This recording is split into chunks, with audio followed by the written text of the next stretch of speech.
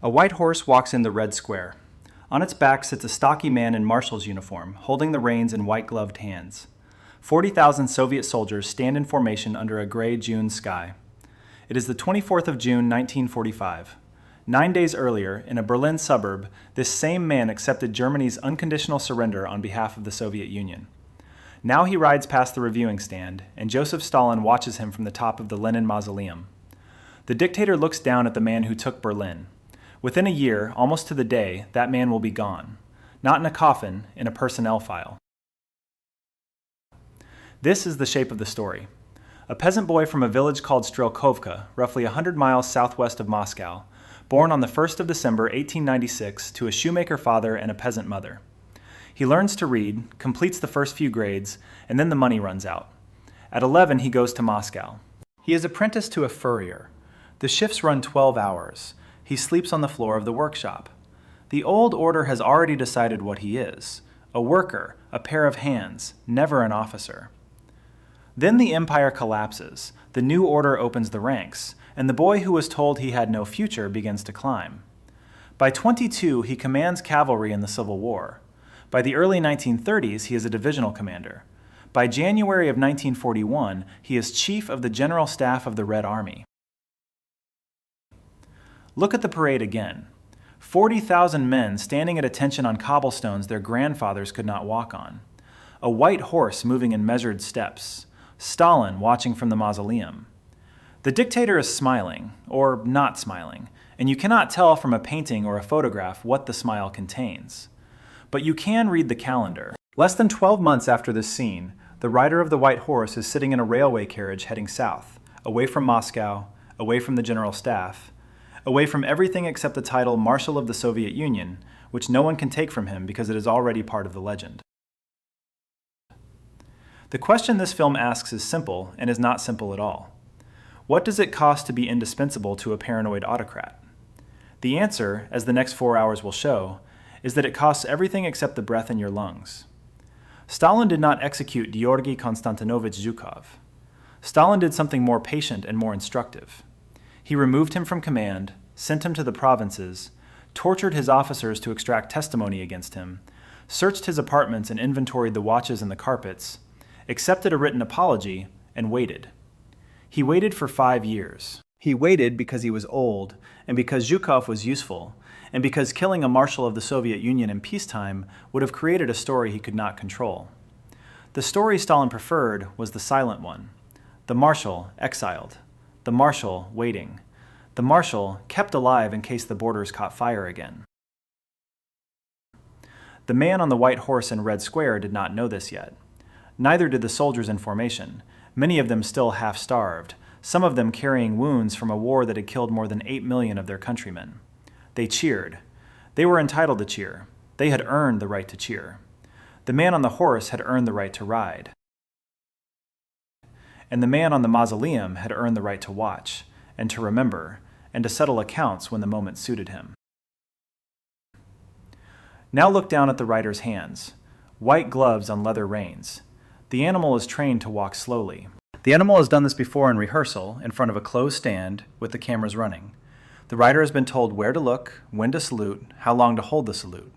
He is a man who has taken cities and accepted surrenders, and today he is performing for a dictator who has killed more of his own officers than the enemy ever did. He is performing carefully.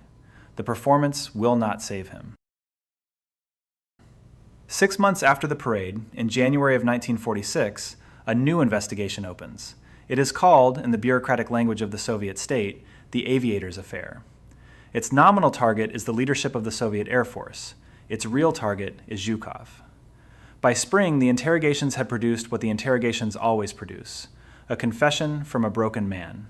Air Marshal Alexander Novikov, the man who ran Soviet air power through the worst years of the war, signs a statement. The statement says that Zhukov took personal credit for victories that belonged to the party and to Stalin. The statement says that Zhukov gathered around himself a faction of officers loyal to him rather than to the Central Committee. The statement says things that, if true, would make Zhukov a political enemy. Novikov will say later, and there is no reason to disbelieve him, that he signed to make the interrogators stop. The interrogators used the usual methods. The methods are not described in any official document, but the effects are described in every memoir written by men who survived them. Novikov survived. His confession was the weapon aimed at Zhukov's back. In June of 1946, less than a year after the White Horse walked into Red Square, Zhukov is stripped of every position he holds. He is sent to command the Odessa military district. Think about what that means. The man who held Moscow against the Wehrmacht in the winter of 1941. The man who co-designed the encirclement at Stalingrad that killed and captured more than 250,000 Germans. The man who commanded the final assault on Berlin, 2.5 million men, more firepower concentrated in one place than at any point in the history of warfare. That man is now in charge of a quiet stretch of coast, far from any front that matters. The posting is not a punishment on paper. It is the most senior rank in a backwater. The message is in the geography. Then comes the image, the painting of the parade on Red Square that hangs in the Museum of the Armed Forces. Zhukov on the white horse, riding past the reviewing stand. His likeness is altered. The white horse is kept. The rider is removed. A technical adjustment. A figure airbrushed out of his own victory. The state is rewriting its own picture of the war, and the most visible field commander in that war is being painted over in plain sight. The official histories begin to shift. Zhukov's name moves from the front of the chapter to the footnotes. The accounts of Stalingrad are rewritten to credit other commanders. The account of the defense of Moscow is rewritten to credit the party, the weather, the courage of the soldier, and anyone but the marshal. By the time Stalin dies on the 5th of March 1953, Zhukov has been gone from Moscow for almost 7 years. He has been gone from the story for longer than that. He will come back. After Stalin's death, the system will need him again, and he will be brought back, and he will help the next generation of leaders destroy the man who destroyed so many others. And he will be made Minister of Defense, and he will save the man at the top once more, and the man at the top will remove him again. The pattern will repeat with Khrushchev as it repeated with Stalin, because the pattern is not about the men. The pattern is about the state. The state uses the marshal, and then resents the marshal, and then diminishes the marshal, and then waits for the marshal to die. The marshal dies on the 18th of June, 1974, at the age of 77. He is buried in the Kremlin wall. No one in Soviet history has held 4 Hero of the Soviet Union medals. No one in Soviet history has been removed from his own victory parade or had his memoirs censored, or waited 5 years with a bag packed in case the knock came at the door. No one in Soviet history has been restored in bronze by a state that spent 20 years trying to erase him in ink. Now look up, at the mausoleum, at the man who was watching. Stalin is watching a marshal on a white horse, and the marshal does not yet know what the watcher is. The watcher is the man who will break Novikov to get at the marshal. The watcher is the man who will demote the marshal twice and exile him to the provinces and rewrite the history books and paint the marshal out of his own parade. The watcher will die in 1953, in his bed, surrounded by his courtiers, untouchable to the last. The marshal will outlive him by 21 years. That is the small victory inside the larger loss. That is the only victory the system allows a man who has become inconvenient. This is not a film about a hero.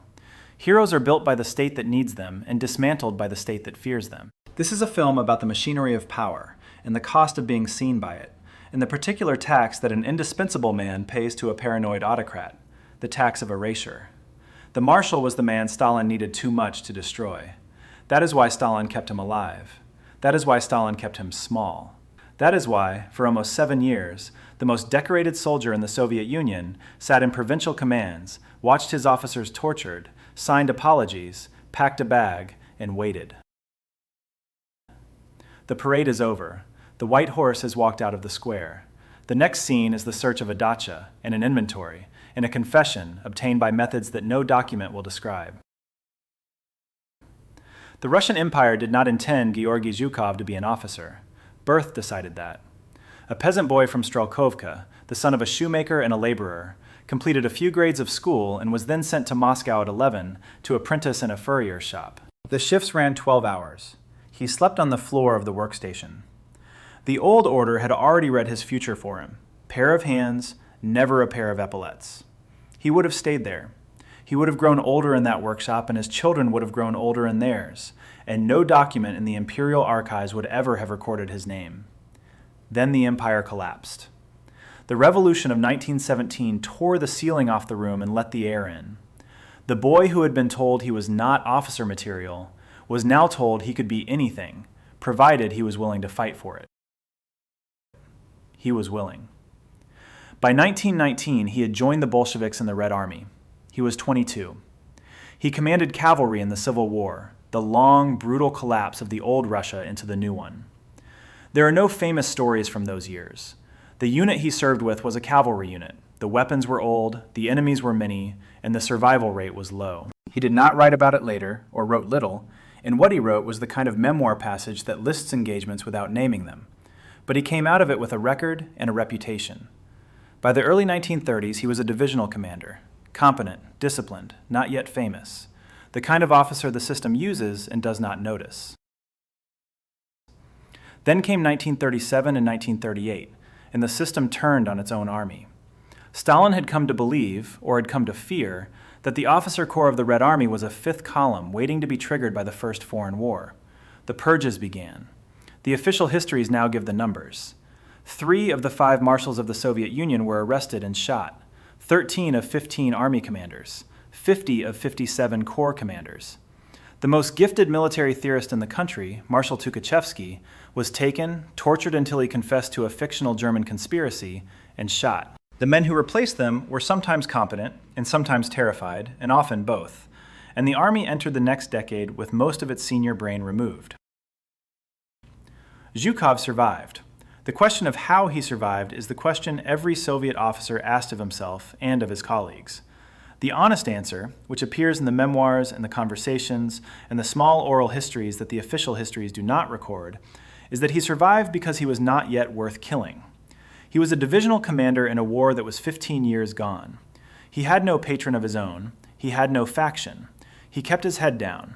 He performed well in the inspections Stalin still watched from a distance. He was careful not to defend the men who were being taken, because defending a man in 1937 was the same accusation as standing next to him. He was useful enough to keep and not prominent enough to threaten. He sat in a room, and the men around him disappeared, and he did not disappear. That was the whole of his survival. It was not heroic, it was arithmetic. The purges ended, the empire breathed out. Stalin turned to the next problem, which was the empire's border with Japan in the Far East. The Japanese Kwangtung Army occupied Manchuria. The Soviet-allied Mongolian People's Republic sat on the other side of a river. The local Soviet commander had been failing for months. The intelligence was bad, the supply lines were bad, the coordination with the Mongol forces was bad, and the Japanese were probing the line with increasing confidence. Stalin needed a winner. He needed a man who could take a broken command and make it work in a place where the railhead was 400 miles behind the front and the air belonged to the enemy. He summoned Zhukov to Moscow. The 1st of June, 1939. Zhukov walked into the appointment believing he was being arrested. The arithmetic of 1937 had taught him that summonses meant the end of a career and the beginning of a confession. He walked into a room and was handed an assignment instead. The relief is not described in any document, because the relief of a Soviet officer in 1939 was not a thing that could be safely put on paper. He took the assignment. He took the train east. He arrived at a front that was not working and began to build one that was. The mechanics of what Zhukov built at Khalkhin-Gol are what made his reputation and what taught the army the kind of war it was about to fight. There were no phone lines to the divisions. There was no functioning supply chain. The Japanese held the air, and their pilots knew the steppe the way a fisherman knows a river. The railhead sat more than 400 miles behind the fighting. Zhukov organized 4,000 trucks to move men, fuel, ammunition, and food across terrain that did not want to be crossed. He assembled infantry, tanks, and aircraft into a single instrument. He trained at night, in radio silence, with blackout discipline, so that the Japanese reconnaissance flights would see nothing on the ground in the morning that they had not seen the night before. He was building a punch in plain sight of the enemy, and the enemy did not see it. The 20th of August, 1939. In the same week that Ribbentrop flew to Moscow to sign the Nazi-Soviet pact, Zhukov launched a 3-pronged combined arms assault across the river. The shape of the operation is what modern doctrine still teaches. Infantry pinned the Japanese front. Armor swung both flanks. The whole Japanese force on the Mongolian side of the line was encircled. 10 days later, roughly 3/4 of the Japanese frontline troops were dead or in Soviet hands. The survivors walked back across the river in whatever order they could find.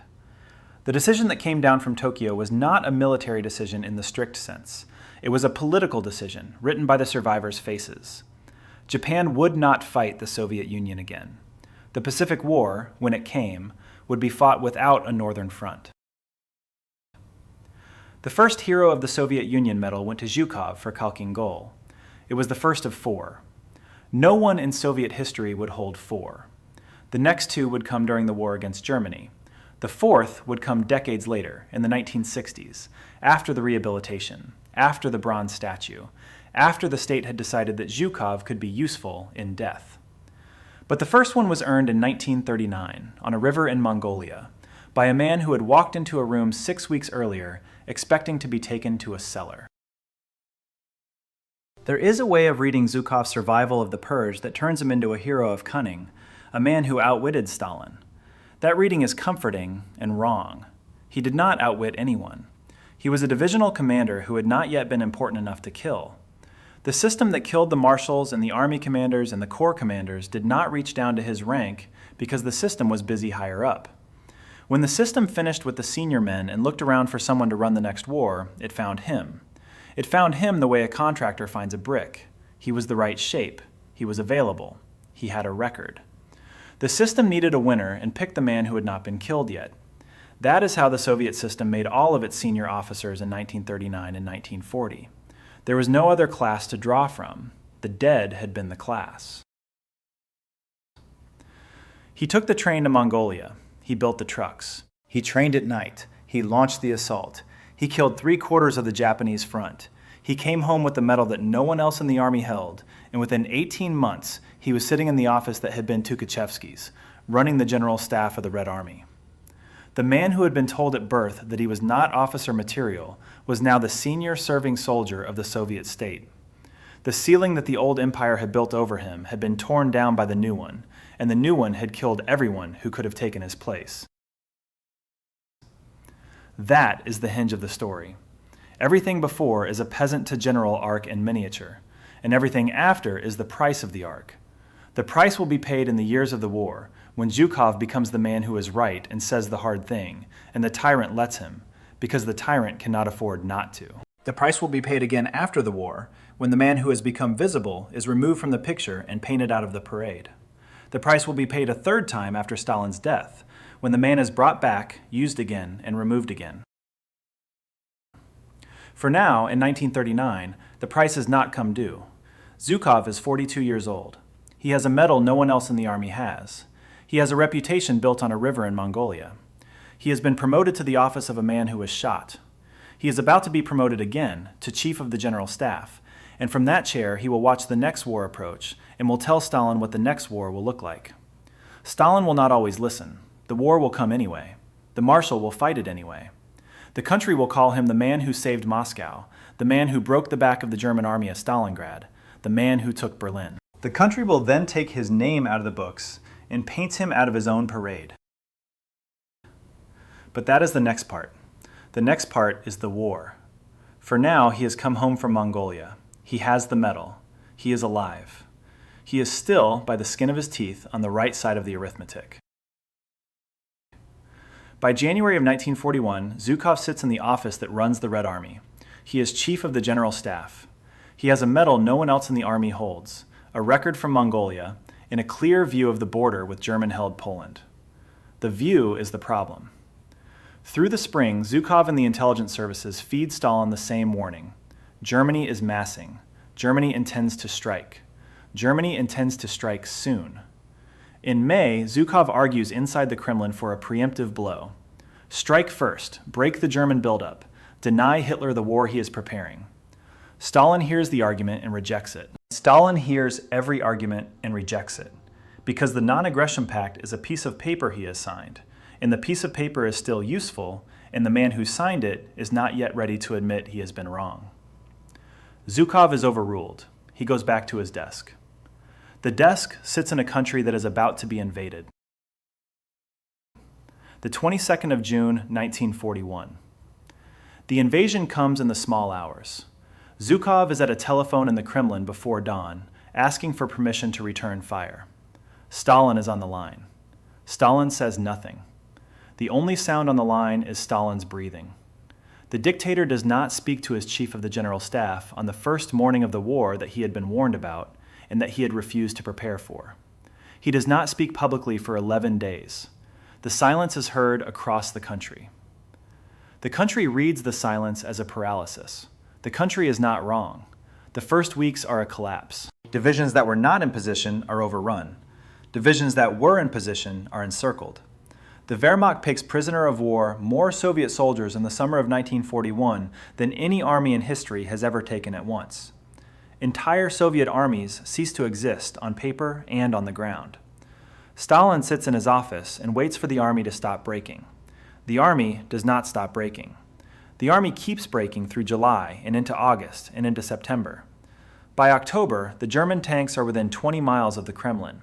The government is evacuated east. The capital is prepared for surrender, or for the appearance of surrender. Stalin calls Zhukov into the room. The question is short. Can Moscow be defended? Speak honestly as a communist. The phrasing matters. The phrasing tells Zhukov that Stalin wants the honest answer, and that Stalin is testing whether Zhukov will give it. Almost no one in that room gives Stalin honest answers, because honest answers in Stalin's Russia are answered with arrest. Zhukov names the divisions he needs, the guns, the men, the reserves, the air cover. He is the only officer at that meeting who treats the question as a military question and not a political one. Stalin, who has spent 20 years destroying the men who tell him things he does not want to hear, lets this one speak. He lets him speak because he cannot afford not to. The country is 20 miles from capture. The arithmetic has changed. The 5th of December. The counteroffensive begins. The plan uses divisions transferred in secret from the Far East, freed up because intelligence has finally confirmed what Zhukov already established on the river in Mongolia. Japan will not fight the Soviet Union. The Siberian divisions arrive in the cold. The temperature sits at -30 Celsius. The Germans are in summer uniforms. Their rifles and machine guns freeze. Their tanks will not start without heaters that have not been built. The counteroffensive pushes them back up to 150 miles. It is the Wehrmacht's first major defeat of the war. The German army that had taken most of continental Europe in 1940 and 1941 is now being pushed backward in the snow, and the men pushing it are wearing greatcoats and valenki and using equipment designed for the climate they are fighting in. Stalin's response is the response of a man who has been given more than he asked for and does not know what to do with it. He orders the offensive extended along the entire front. The order is born of elation, not of strategy. Zhukov and the other senior commanders object. The offensive is running out of men, out of ammunition, out of reserves, and the German army in front of them is not broken, only bent. Stalin overrules them. The push continues into the winter. Hundreds of thousands of Soviet soldiers die in the snow for an order that the professionals told the dictator was wrong. Zhukov had been right to object. Both men know it. Neither says so openly, and the saying of it is not a thing the system permits anyway. The war goes on. In November of 1942, Zhukov and the Chief of Staff Vasilevsky sit down to design an operation that will end the war in the south. The operation is called Uranus. The shape of it is the shape Zhukov learned in Mongolia and refined at Moscow. A double encirclement, a pincer that closes behind the German 6th Army at Stalingrad. The force trapped inside the ring is more than 250,000 men. In February of 1943, Field Marshal Paulus, the commander of the 6th Army, surrenders. The surrender is photographed. The photograph goes around the world. The country that broke at Minsk and at Kiev and at Vyazma has now broken the back of the German army in the east, and the man who designed the trap is the same man who defended Moscow. Stalin promotes Zhukov to Marshal of the Soviet Union in January of 1943. He is the first field commander to receive the rank during the war. The promotion is not generosity. The promotion is the price the dictator pays for the victories he cannot take without the marshal. April of 1945. Zhukov commands the final assault on Berlin. 2.5 million men, more artillery pieces and tanks and aircraft concentrated in one place than at any point in the history of warfare. The city is broken street by street, block by block, building by building, in a fury that the army has been saving for 4 years. The fury is not abstract. The soldiers in the assault are the sons and husbands and fathers of the people who died at Leningrad, who starved at the siege of Stalingrad, who burned in the villages of Belarus. The fury is a national fury, pointed at a capital. Zhukov is the man who points it. The 8th of May, 1945. The surrender is signed in a Berlin suburb. Zhukov accepts the surrender on behalf of the Soviet Union. Stalin is in Moscow. Stalin has chosen not to come. The choice is read by the army and by the world as the dictator's confirmation that the Marshal is the public face of the victory. The Marshal walks into the suburb and signs the document and accepts the flags and accepts the silence of the German delegation. The Marshal has taken Berlin. The Marshal has ended the war in Europe. The Marshal has done what no one else in the Soviet system could have done, and he has done it under the eye of a man who will not forgive him for it. The Allies treat him as a peer. Eisenhower calls him a friend. Montgomery decorates him.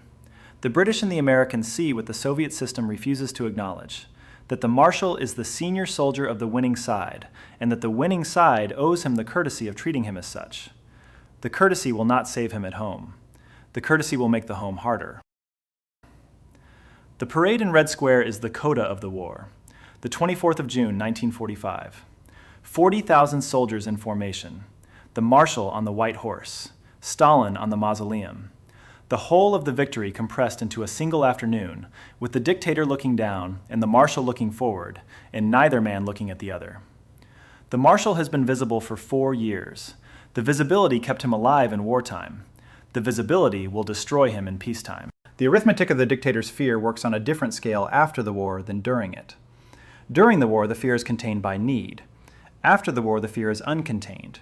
A Marshal who has taken the surrender is a Marshal who has become a symbol, and symbols are the property of the state, and the state does not share its symbols with anyone, not even with the men who made them.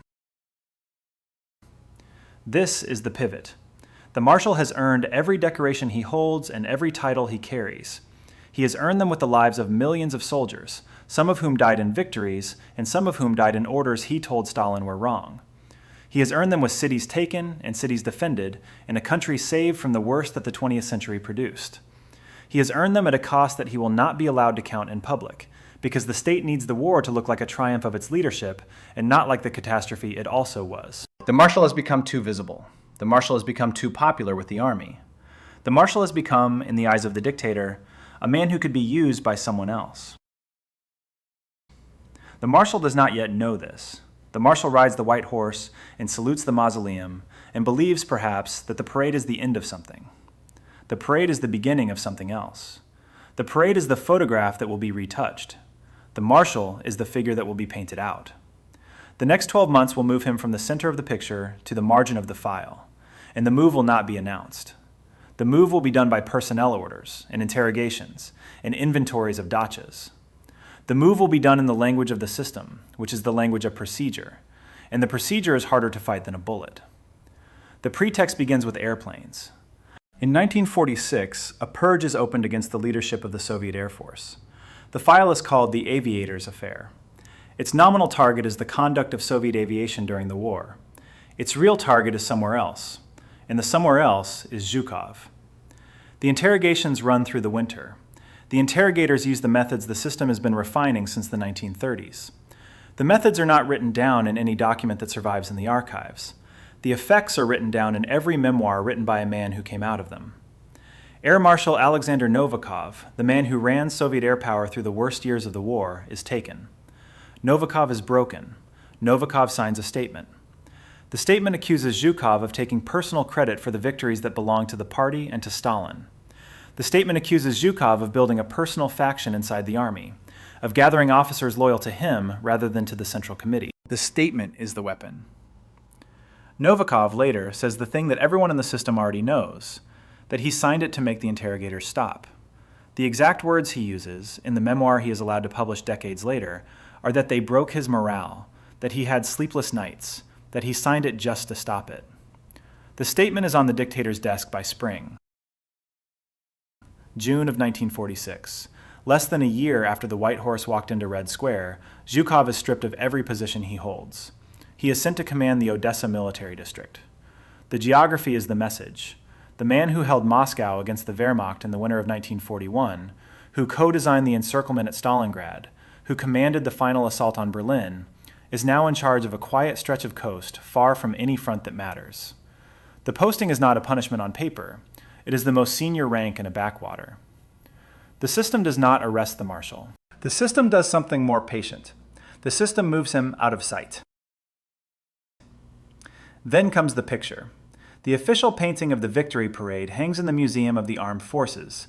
The marshal is on the White Horse, riding past the reviewing stand.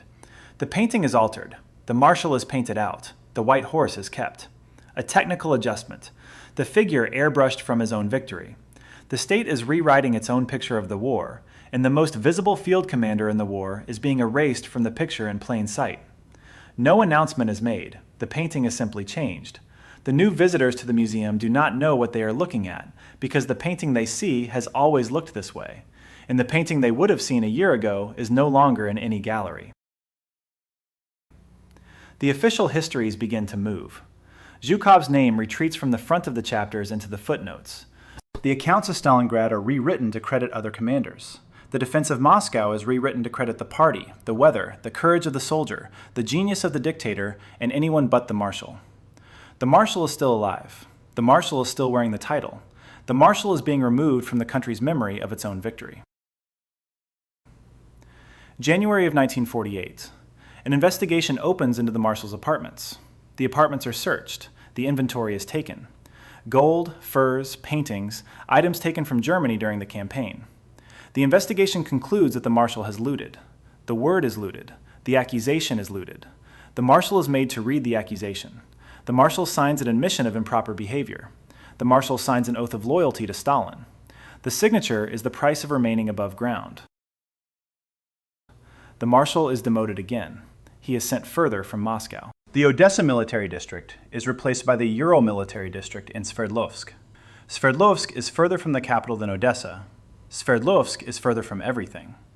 The marshal remains in Sverdlovsk for 5 years.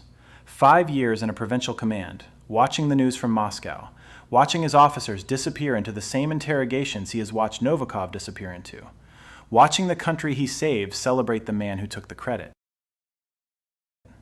There is a line in the marshal's memoir, written decades later, that captures the texture of those years. In 1947, the marshal writes, he feared arrest every day. He kept a bag packed with his underwear in it. The bag sat by the door. The knock could come at any hour. The knock did not come. Stalin did not arrest him. Stalin did not forgive him either.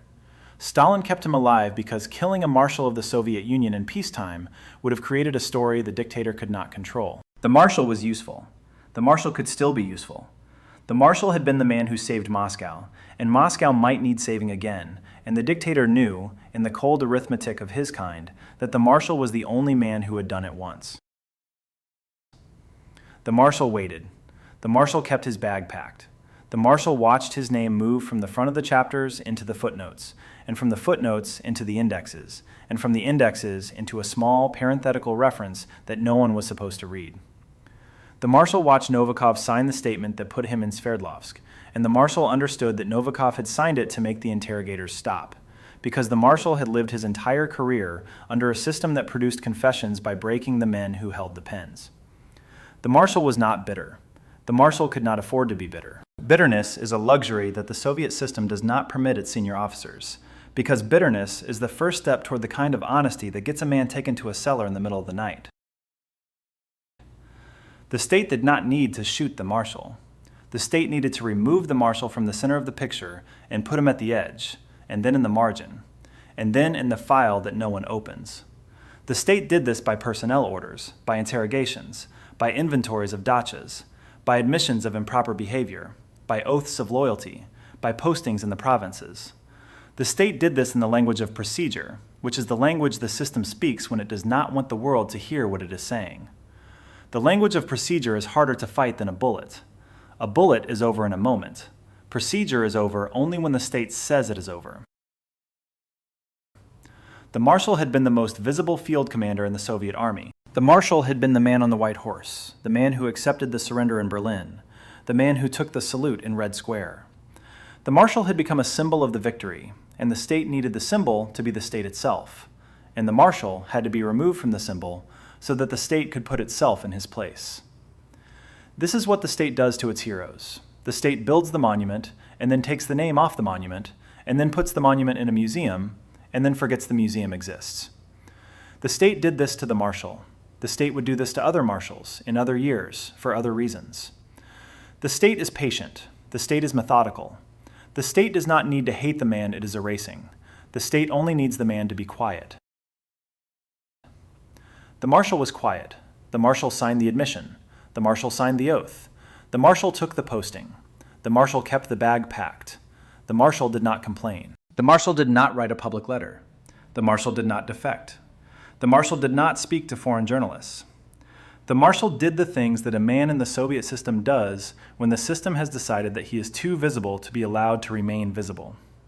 The Marshal did them because the alternative was a cellar and a confession and a bullet, and the alternative had been the fate of Tukhachevsky, and Tukhachevsky had been the most gifted military theorist in the country, and Tukhachevsky had not been useful enough to keep. The Marshal was useful. The Marshal stayed useful.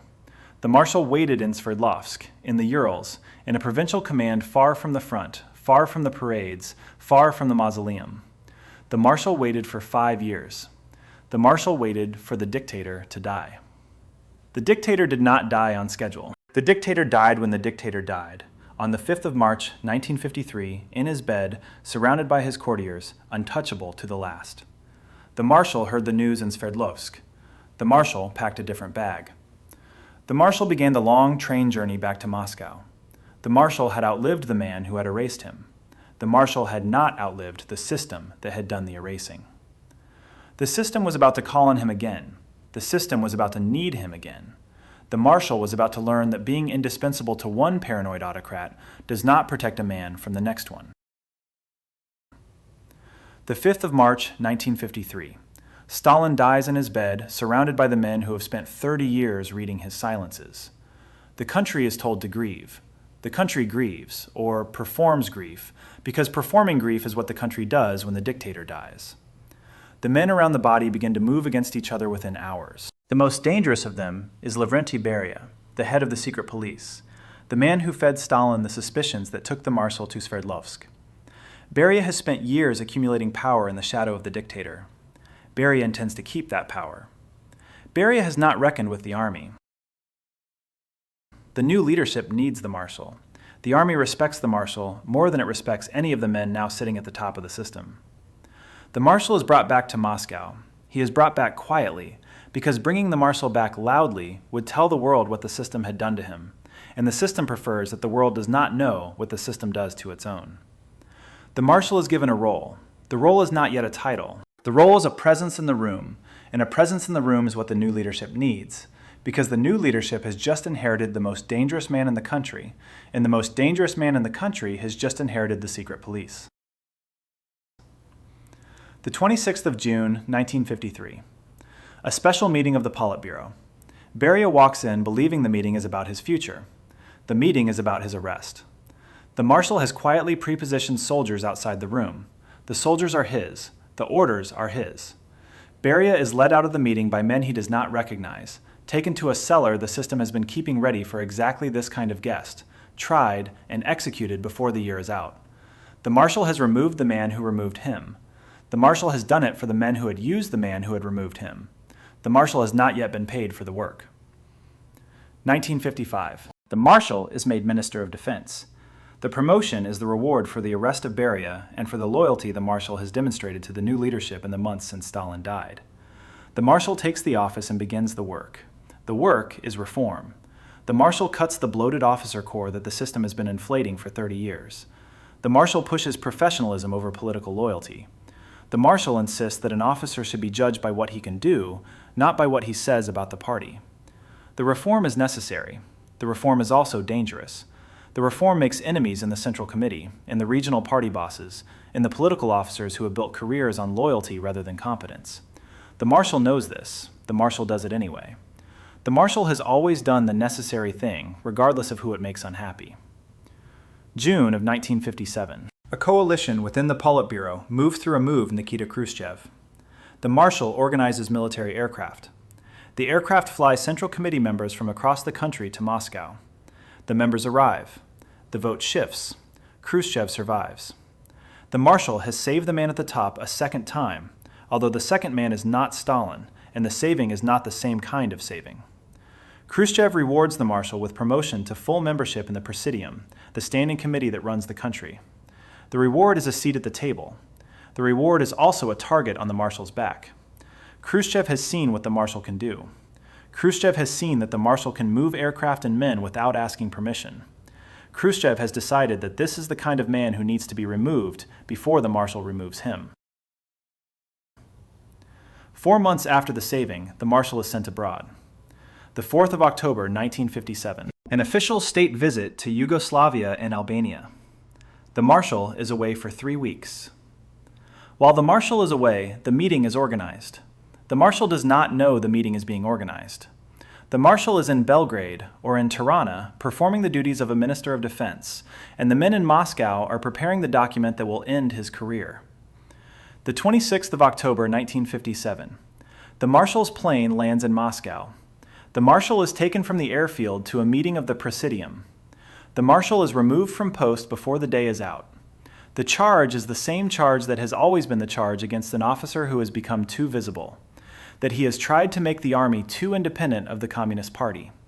The charge is true in the sense that the Marshal did try to make the army professional. The charge is also the charge that the system always uses, because the system always wants the army to be dependent, and the Marshal has spent 2 years trying to make it otherwise.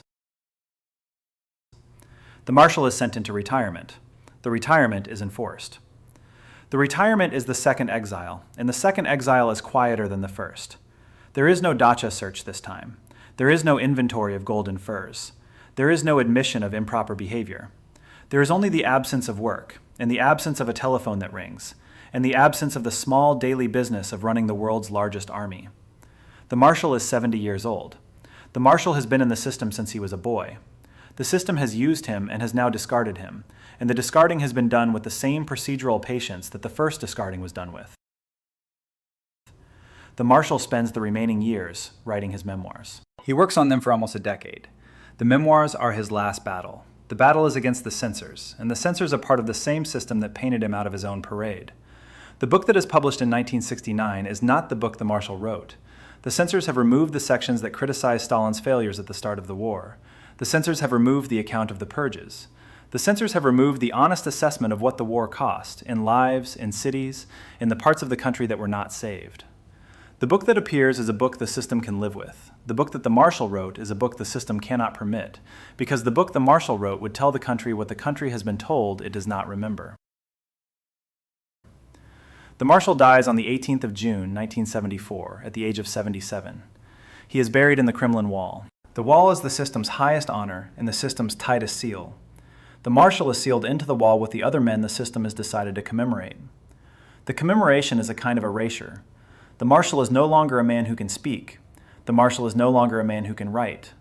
The Marshal is a name in stone, and the name in stone says what the system wants the name to say, and the Marshal has no further say in the matter. No one in Soviet history holds 4 Hero of the Soviet Union medals. The Marshal holds 4. The Marshal holds more than any officer in any army in any war the country has fought.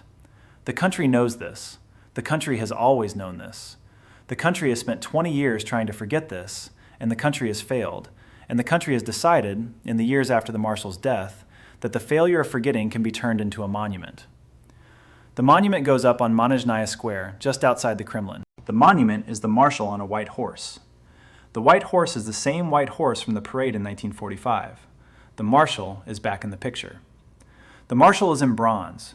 The Marshal is outside the gates of the place that exiled him, and the exile lasted longer than the bronze will last.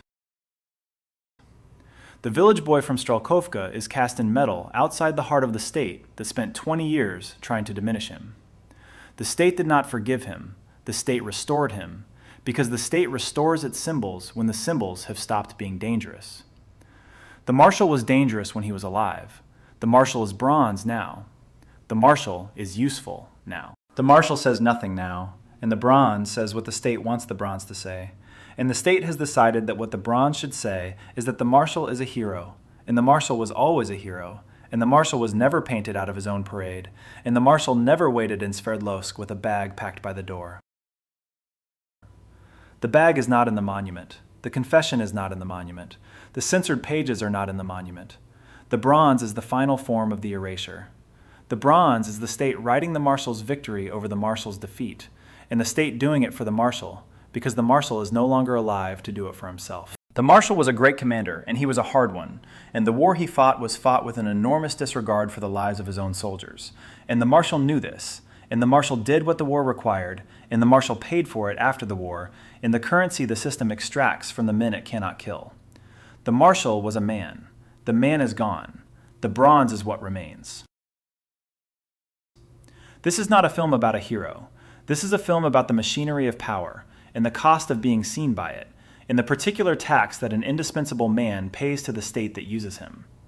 The Marshal was indispensable to Stalin, and Stalin erased him. The Marshal was indispensable to Khrushchev, and Khrushchev erased him. The Marshal was indispensable to the system, and the system waited for him to die and then cast him in bronze. The bronze is the system's final word. The bronze says that the man was a hero. The bronze does not say what the hero cost, and the bronze does not say who paid, and the bronze does not say that the cost was a bag packed with underwear in a provincial flat in Sverdlovsk in 1947, beside a door that might open at any hour. The Marshal outlived Stalin by 21 years. The Marshal outlived the men who broke Novikov, and the men who searched his apartments, and the men who signed the orders that sent him east. The Marshal outlived the system that tried to erase him, and the system that tried to use him, and the system that finally put him outside the gates in metal.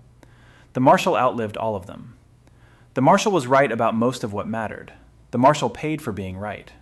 The Marshal is bronze. The Marshal is quiet. The Marshal has the last word, because the bronze says nothing, and the nothing is louder than anything the system said while he was alive.